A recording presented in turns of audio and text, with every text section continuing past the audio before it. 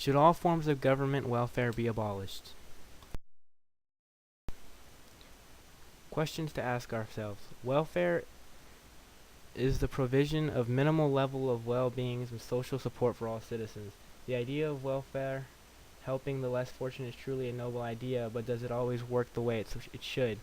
Could abolishing all forms of welfare really be better for the greater good? Let's take a look at examples of countries that have done both. During World War II, the Germans eliminated most of the weak and unworthy by putting them into concentration camps. Anyone who was considered weak were subject to these camps to be put to death or work as slaves. Money that could be used to help the weak was then being put into redeveloping the country's infrastructure and rebuilding the city and its military. However, this destroying of the weak was horrifying for others to watch, and Hitler's greed grew in trying to take more countries. The rest of the world eventually would put an end to the tyranny. The People's Republic of China.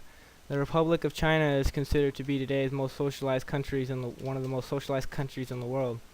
People in China, like Nazi Germany, have a magnificent infrastructure, but since everything is trying to be split so evenly among the people are miserable due to the low standards of living.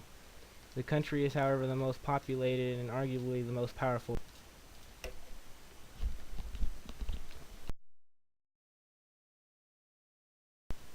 People who want to keep welfare are taking a more sympathetic approach to dealing with the disabled people of their society.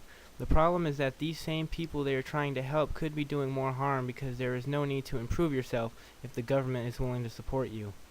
People who want to disband welfare believe that by doing so they can make people work for themselves more and give them a challenge to always try and better themselves.